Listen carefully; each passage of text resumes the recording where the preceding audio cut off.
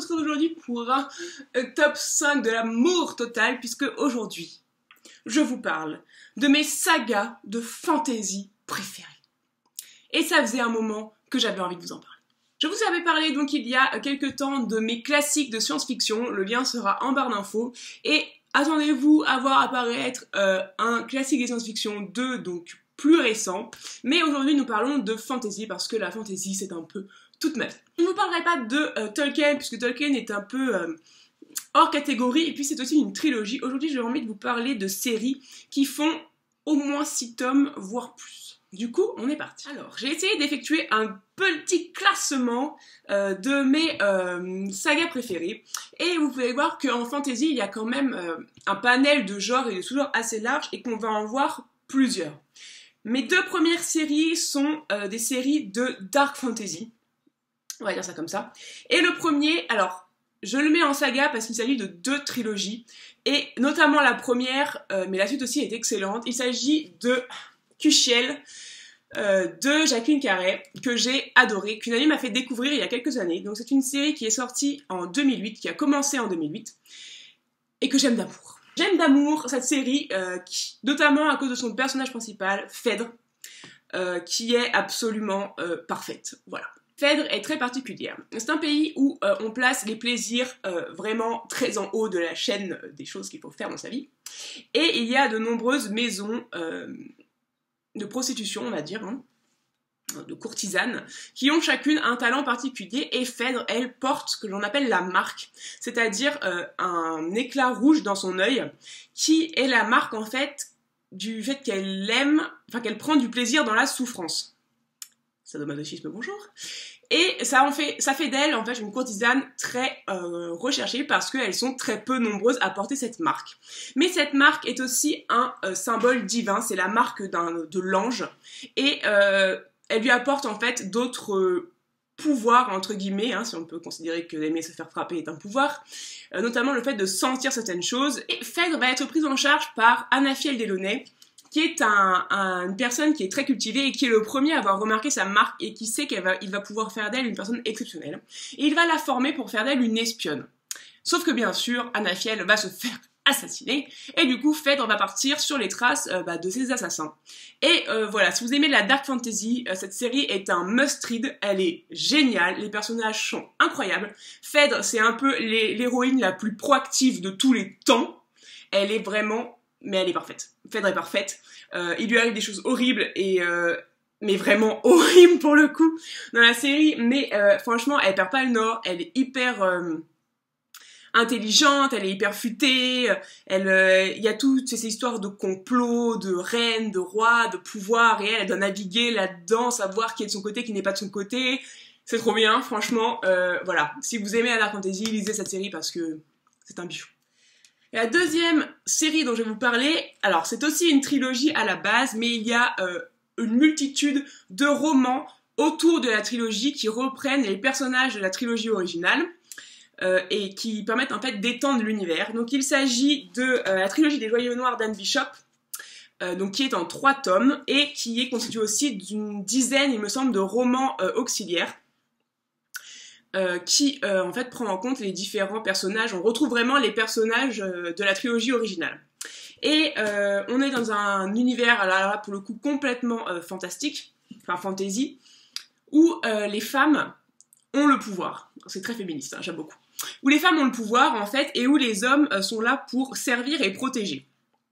Et il y a des gens normaux, mais il y a aussi les gens qui sont les héritiers du sang, et qui ont des pouvoirs, et en fait leur degré de pouvoir est déterminé par la couleur de leurs joyaux, qu'ils reçoivent genre de leur première initiation, et en fait après une sorte de confirmation. Ce sont 2 cérémonies où ils sont attribués des joyaux, et il y a donc une échelle des joyaux de rose pâle à noir, et suivant votre joyau, vous avez plus ou moins de pouvoir. Et les femmes ont des pouvoirs en plus, c'est-à-dire qu'elles peuvent être soit de naissance, être des reines, des guérisseuses, des voyantes, enfin, ce genre de choses. Et c'est un monde qui est un peu à l'abandon parce qu'il y a des femmes qui ont pris le pouvoir et qui ne sont pas vraiment très gentilles, donc qui font du mal aux gens. Et en fait, dans ce monde où les animaux peuvent aussi avoir des pouvoirs, enfin où ils peuvent parler, où il y a beaucoup de choses qui se passent, tout le monde attend Sorcière, Witch, qui est en fait la sorcière ultime, et qui va être réincarnée dans une petite fille qui a une histoire absolument traumatisante. Et c'est une série qui, donc de Dark Fantasy encore, mais qui est vraiment, c'est un peu une des séries que j'aurais aimé avoir écrite. Parce que l'univers est incroyable, les relations entre les personnages sont incroyables, les personnages sont vraiment trop cool, ils ne sont pas stéréotypés, ils font vraiment des efforts pour... Enfin, il y a un vrai travail pour les personnages qu'on prend à un instant de leur vie, qui sont comme ils sont, et qui, petit à petit, vont changer, mais pas pour des raisons de scénario, parce qu'ils sont confrontés à des épreuves, à des choses qu'ils doivent vivre, qui les font évoluer, et c'est vraiment super intéressant. Et voilà, tout le monde attend cet enfant prodigue, donc cette nouvelle sorcière, et voilà, si vous aimez la Dark Fantasy, si vous aimez l'histoire de magie, si vous aimez les grandes épopées un peu vouées à l'échec, et les fins auxquelles vous ne vous attendez pas, lisez la trilogie des Joyaux Noirs, c'est un peu de... ça fait partie de mes livres doudous que je vais relire quand je me sens mal dans la vie. Ensuite, comment parler de fantasy sans évoquer les Annales de la Compagnie Noire de Glenn Cook? Je vous en ai déjà parlé, c'est une de mes séries préférées de tous les temps du monde entier. Qui suit, pour une fois, et je trouve que c'est assez peu commun, une troupe de mercenaires dans un monde apocalyptique où tous les royaumes se font la guerre. Et c'est excessivement bien fait. Excessivement bien fait. J'adore cette série. Donc on suit ces mercenaires et en fait on est projeté au milieu de cette compagnie. Ils se connaissent tous depuis très longtemps. Ils ont tous des surnoms un peu bizarres. Et ils s'offrent au plus offrant en fait pour survivre. Voilà, c'est leur métier. Ils se battent. On va suivre tous ces personnages, on va s'attacher à eux, ils vont accepter des contrats, trahir leurs contrats, devoir se dresser contre des ennemis beaucoup plus forts qu'eux, mais ils y vont toujours parce que c'est comme ça, la Compagnie Noire ne recule pas, une fois qu'elle a pris un contrat, elle va jusqu'au bout. Toubib, qui est le médecin de la Compagnie Noire, est un personnage qui est délicieux. Ils ont tous une morale totalement... pas clair, ils font des choix souvent qui sont très gris, qui devraient être, qu'on remettrait souvent en cause, et c'est ça que j'aime bien, c'est que c'est pas des personnages qui sont méchants, mais ils sont pas non plus gentils parce qu'ils vont mettre leurs propres intérêts en avant, l'intérêt de la compagnie en avant, même si ça va parfois à l'encontre de leurs intérêts personnels ou de l'intérêt du monde. Et on découvre en fait dans ces personnages qu'on nous présente au début comme des mercenaires sans foi ni loi, une humanité, une famille en fait, avec ses codes propres, même si on sont tous super bizarres et que ils peuvent pas tous se blairer, il reste une famille, et j'ai trouvé que ces relations qu'ils avaient entre eux étaient vraiment super intéressantes, très prenantes. Enfin moi j'avais l'impression d'être dans la Compagnie Noire. C'est une série qui est très longue, elle est en 13 tomes. Et vous pouvez lire en fait, enfin il y a plusieurs histoires dans la grande histoire, et si vous ne voulez pas vous lancer dans les 13 tomes, je vous conseille la première trilogie, qui est pour moi la meilleure de toutes et qui m'a complètement retourné le cerveau. Ensuite, une série que j'ai adorée, mais aussi que j'ai découvert au lycée, et qui m'a un peu révélée totalement au monde de la fantasy. C'est avec cette série-là, je pense que j'ai commencé à écumer la bibliothèque et Giberjeune pour trouver des sagas immenses. Il s'agit de l'Arcane des épées de Tad Williams, qui a été une révélation. Donc c'est une série en 6 tomes, donc ça va, c'est correct, 6 tomes, qui raconte l'histoire de Simon, qui a 14 ans, qui n'a jamais quitté son château, qui ne sait pas qui il n'a jamais connu ses parents, il est serviteur dans un château, et qui un jour, en fait, un peu par hasard, va démontrer qu'il possède certains pouvoirs et être pris en charge par un mage. Sauf que dans ce château, il se passe plein de choses bizarres, et notamment donc le roi Jean, qui est un tueur de dragons, est en train un peu de péter un câble et de sombrer doucement dans la folie. Et du coup, en fait, Simon se retrouve un peu pris là-dedans, sans trop savoir pourquoi, et il va devoir résoudre une espèce de prophétie, en tout cas une énigme, l'énigme du pouvoir, pour sauver sa peau et sauver ceux qu'il aime, et son château, et son pays, et tout ça. Et franchement, c'est une saga qui a pris des tournants, des tours et des détours auxquels je ne m'attendais pas du tout. Le personnage de Simon va se révéler, mais alors vraiment, se révéler au fur et à mesure de l'histoire. Il va rencontrer plein de personnages, il va faire des choix qui sont parfois discutables et d'autres qui sont évidents. Et voilà, tous ces personnages qu'il va rencontrer ne font que renforcer l'histoire. Et pour une fois, je trouve qu'on a un personnage principal qui est vraiment très intéressant et qui n'est pas en fait une fenêtre seulement sur un monde et sur des personnages secondaires complexes et intrigants. C'est un personnage qui va découvrir plein de choses sur lui-même, sur son pays, sur ce qu'il pensait être vrai, et franchement, voilà.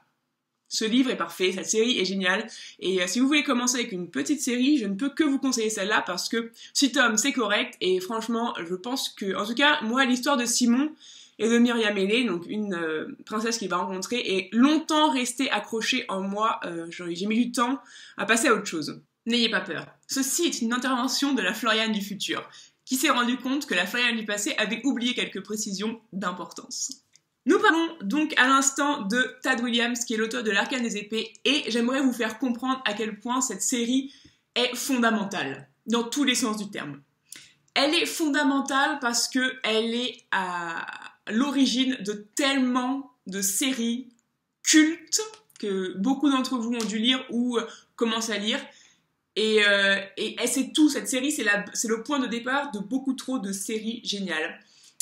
L'Arcane des épées, le premier tome, a été publié en 1988. Et de très nombreux auteurs très connus ont admis, et en fait même de bon cœur, que l'Arcane des épées de Tad Williams avait été le point de départ de leur propre création d'univers, ou en tout cas une inspiration majeure dans leur création. Et je vais vous en citer quelques-uns parce que franchement, il y a du beau monde au balcon. Rothfuss, qui a sorti donc Le Nom du Vent, excellent, en 2007, qui a avoué s'être inspiré, ou avoir été très inspiré par l'Arcane des épées de Tad Williams. Robert Jordan, qui a admis avoir été hyper enjaillé par l'Arcane des épées, qui a été très inspiré par cette saga pour écrire La Roue du Temps, dont le premier tome est sorti en 1990. Terry Goodking, qui a écrit le premier tome de l'Épée de vérité en 1994, après avoir lu l'Arcane des épées. Rebelote avec Robin Hobb, qui avouait avoir été très inspiré par tous les personnages de l'Arcane des épées et qui s'est mis à écrire L'Assassin Royal en 1995. Et par-dessus tout, celui qui a avoué avoir été le plus influencé par cette œuvre, c'est tout de même George R. R. Martin, donc l'auteur de A Song of Ice and Fire, que nous connaissons sous le Trône de Fer, qui n'écrivait plus que des nouvelles et qui, après avoir lu l'Arcane des épées, s'est remis à écrire des romans. Et donc notamment le premier tome de Song of Ice and Fire, donc A Game of Thrones, qui est sorti en 1996 et qui avoue pour lui que l'Arcane des épées, ça a été un déclic monumental et que c'est vraiment une source d'inspiration majeure dans son travail. Voilà, c'était le petit point rendons à César ce qui appartient à César, et moi je filoute. Et pour finir, mon ultime, même si je n'ai toujours pas fini la saga, mon ultime, c'est bien évidemment, et je vous en ai déjà parlé, La Roue du Temps de Robert Jordan. C'est une saga en 24 ou 25 tomes, il me semble, qui s'est terminée après la mort de l'auteur, et dont les derniers tomes ont été écrits par Brandon Sanderson, si vous voyez de qui je parle. Donc La Roue du Temps, c'est un peu tout en fait, voilà. C'est une saga incroyable, avec un monde, mais d'une épicness totale, avec des retournements de situation dans tous les sens, avec plein de peuples qui se rencontrent, qui sont morts, qui reviennent, et tout, des personnages incroyables, où on va suivre 3 jeunes gens, Rand, Matt et Perrine, qui vivent dans un petit village des 2 rivières, et qui ont une vie totalement, mais alors, basique. Sauf qu'un jour, va venir dans leur village Moiraine, qui est une Aes Sedai. Donc en fait, on est dans un monde aussi où ce sont les femmes qui ont le pouvoir de la magie, ce sont elles qui maîtrisent la magie. Et il y a plusieurs milliers d'années, le monde a été détruit parce que avant, en fait, les hommes aussi avaient du pouvoir, mais ils n'arrivent pas à le contrôler, et lorsqu'ils pètent un câble, et ben voilà, ils détruisent le monde. Et donc du coup, depuis ce temps-là, les Aes Sedai, qui sont répartis en plusieurs ordres, qui ont chacun leurs objectifs, vont parcourir le monde et essayer de trouver ces hommes pour les contrôler et faire en sorte qu'ils ne fassent pas de bêtises. Et en fait, il y a une prophétie qui dit qu'il y a un nouvel homme aura un pouvoir inimaginable, qu'on appellera le dragon, qui va à nouveau détruire le monde, et la date de son arrivée prochaine est très très proche, et du coup les Aes Sedai le cherchent partout. Et il se trouve que Rand commence à montrer des signes de pouvoir, et du coup Moiraine le prend sous son aile et l'emmène avec elle, en lui disant « Écoute, tu dois fuir, des cavaliers noirs te cherchent, moi seul peux te protéger, viens avec moi. » Moi j'en suis rendue à peu près à la moitié de la série, alors oui je l'ai commencé quand j'étais au lycée, et après j'ai dû arrêter, et du coup je l'ai reprise au début parce que je suis un peu tarée dans ma tête, mais j'assume. Et c'est vraiment, voilà, un must-read. Pour moi, c'est la meilleure série de fantasy de tous les temps. C'est le genre de livre que je me dis que je pourrais jamais écrire un truc comme ça parce que c'est trop bon. C'est trop excellent. Les personnages sont trop intéressants, trop complexes. Il y a des luttes de pouvoir, il y a des luttes internes entre ce qu'ils ont envie de faire, ce qu'ils pensent qu'ils veulent faire, ce qu'ils savent qu'ils doivent faire, ce qu'ils doivent faire. Il y a vraiment, c'est vraiment un écheveau complexe, c'est vraiment une toile d'araignée de sentiments, d'actions, de personnages qui se croisent, qui se retrouvent, qui se perdent, qui luttent.